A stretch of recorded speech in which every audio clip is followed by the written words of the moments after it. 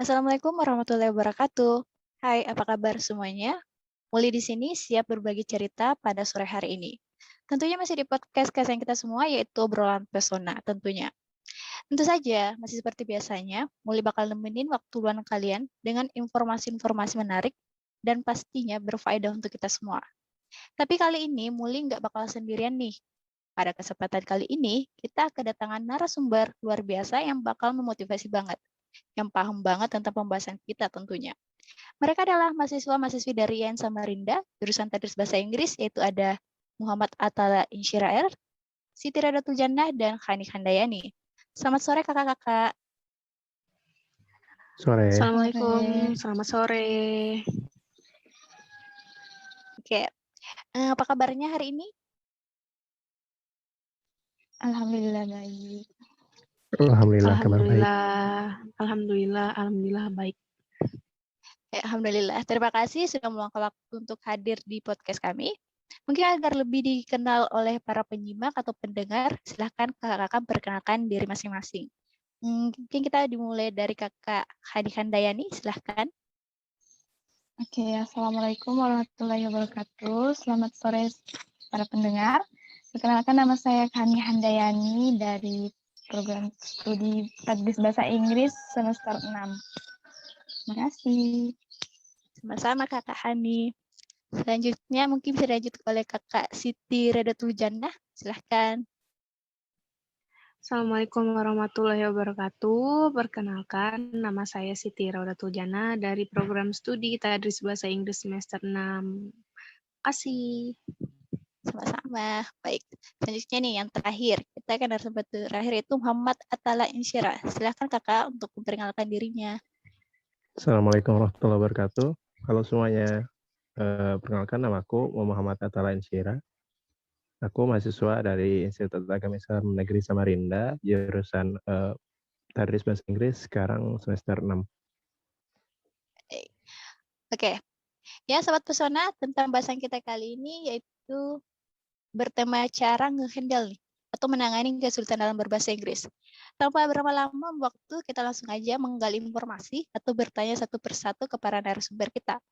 Untuk pertanyaan pertama nih, menurut kalian kesulitan berbahasa Inggris itu apa, atau ciri-ciri orang yang mengalami kesulitan berbahasa Inggris itu seperti apa? Mungkin bisa dimulai dari Kakak Hani. Oke, kalau bicara tentang kesulitan dalam berbahasa Inggris, bisa juga dibilang tidak bisa atau tidak mampu atau susah gitu dalam berbicara bahasa Inggris atau berbahasa Inggris. Nah, ciri-cirinya sendiri bisa yang pertama itu dia kesulitan atau tidak bisa memproduksi kalimat bahasa Inggris atau kata-kata dalam bahasa Inggris ataupun menuliskan hal-hal yang berbau bahasa Inggris.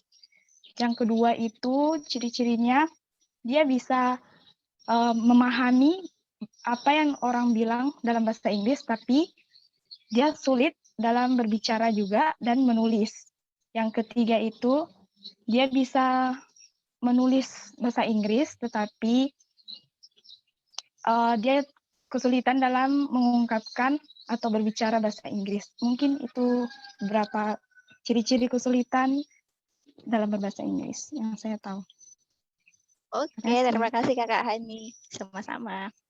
Baik, untuk narasumber selanjutnya mungkin Kakak Nana bisa nambahin informasi untuk kita semua. Silahkan. Oke. Jadi saya sendiri setuju ya sama pendapatnya Mbak Hani. Kita itu kadang bisa mengerti orang lain ketika berbicara bahasa Inggris, tapi kadang kita nggak bisa mengucapkan, kita nggak bisa speaking-nya gitu. Itu karena kita yang pertama sih itu malu, kita nggak pede gitu kan, kita takut salah gitu, apa yang pengen kita omongin tuh kadang kita takut salah sebut katanya, dan nanti biasanya kalau misalnya kita salah sebut gitu biasanya dibully gitu, jadi kita tuh merasa insecure gitu, orang lain kok bisa fasih, bisa bagus gitu, kok kita gini-gini aja. Jadi gitu sih menurut saya, orang yang kesulitan berbahasa Inggris. Oke, jadi sama ya kayak Kak Hani tadi, itu lebih ke produce speaking-nya ya. Jadi kita bisa paham, tapi kita nggak tahu nih, mulai ngomongnya itu dari mana dulu, gitu kali ya. Oke, Iya, iya. lanjut untuk narasumber kita yang 3, Kak Atta, silahkan mengungkapkan pendapatnya. Kita tahu sendiri kan kesulitan itu apa. Jadi nggak banyak orang yang bisa bahasa Inggris. Contohnya ya kita bisa lihat aja sendiri dari tingkat kepercayaan diri mereka, terus dari cara mereka bersosialisasi dan bagaimana cara mereka ngobrol dengan orang lain itu kadang bisa kelihatan loh orang yang bisa ngobrol bahasa Inggris sama yang enggak. Jadi kalau kesulitannya itu pasti banyak orang yang enggak bisa ngomong bahasa Inggris itu pasti ada. Dan pasti sulit ngomong bahasa Inggris. Karena bahasa Inggris itu nggak mudah untuk dipelajari juga. Dalam speaking ya, kebanyakan itu bermasalah dalam speaking. Namanya juga berbahasa kan. Oke, kita lanjut ke pertanyaan kedua aja deh. Penyebab dari seseorang mengalami kesulitan berbahasa Inggris itu apa sih? Mungkin silakan dimulai dari Kak Hani lagi. Oke, kalau mengenai penyebabnya itu, yang pertama pasti karena lingkungannya. Lingkungan yang kurang mendukung, sehingga seperti halnya di Indonesia itu mayoritas menggunakan bahasa Indonesia, sehingga kita sulit sekali untuk berbahasa Inggris. Yang kedua itu, karena vocabulary bahasa Inggris itu banyak sekali, sehingga untuk penggunaan dari kalaupun kita tahu banyak vocabulary, kita nggak tahu kapan menggunakan vocabulary yang ini, kata-kata yang ini. Terus yang ketiga itu seperti yang dibilang Mbak Nana tadi, sebelumnya yaitu kepercayaan diri. Biasanya karena lingkungannya kurang mendukung, bisa juga karena vocabulary-nya dia sedikit, sehingga dia nggak percaya diri untuk menggunakan bahasa Inggris. Akhirnya dia kesulitan dalam berbahasa Inggris. Jadi itu beberapa penyebab yang saya tahu. Terima kasih. Oke, sama-sama. Oke, lanjut ke narasumber kedua nih. Mbak Nana, silakan. Ada yang ditambahkan? Iya, mungkin menurut saya ya, faktor penyebab orang itu kesulitan berbahasa Inggris kadang kita mikirnya itu terlalu banyak kosakatanya. Jadi kita bingung gitu. Apalagi kan sebenarnya bahasa Inggris ini kita harus kuat-kuat menghafal ya, biar kosakata kita itu luas gitu. Nah jadi waktu saya SMA itu saya jengkel banget kalau belajar yang namanya grammar, karena itu gimana ya, kayak benar-benar menghafal banyak tenses dan struktur-struktur kalimat yang kita harus hafal gitu. Nah, jadi di situ saya kesulitan dan saya pun sekarang masih merasa kesulitan dalam berbahasa Inggris ini. Tapi maksudnya saya nggak menyerah, saya tetap belajar gitu sampai saya bisa. Jadi itu sih. Oke, jadi kayak kurang motivasi juga kali ya. Iya. Kadang orang mengalami Kasian masalah banget. seperti itu. Oke, makasih Kak. Tapi ya jangan kehilangan motivasi sih. Kita harus bisa memotivasi diri kita sendiri. Oke, thank you Kak Nana. Kita lanjut ke Kak Atta. Silahkan Kak Atta. Penyebab seseorang kesulitan dalam berbahasa Inggris. Ini kalau dari Atta sendiri, penyebabnya itu kadang satu ya tadi dibilang sama Kak Hani kurang percaya diri, terus kurang interaksi juga sama orang luar, terus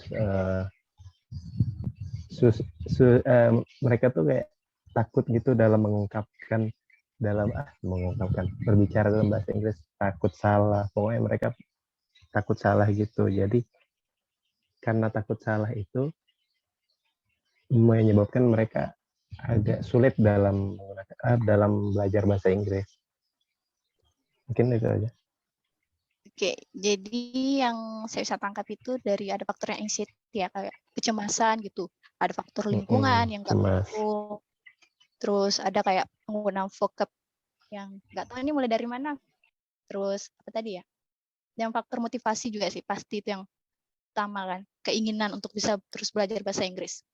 Oke, kita ke pertanyaan terakhir. Nggak kerasa ya? Udah pertanyaan terakhir aja. Ada nggak sih tips atau cara menghandle kesulitan dalam berbahasa Inggris dengan versinya kakak sendiri deh masing-masing. Oke, bisa dimulai dari Kak Hani mungkin. Silahkan. Oke, kalau untuk menghandle kesulitan dalam berbahasa Inggris ya, yang pertama itu yang pastinya kita harus punya kemauan, kita punya motivasi untuk belajar bahasa Inggris. Sekarang kan juga mudah banget untuk belajar bahasa Inggris dengan menggunakan Android misalkan, dengerin musik, baca-baca hal-hal yang berbau bahasa Inggris.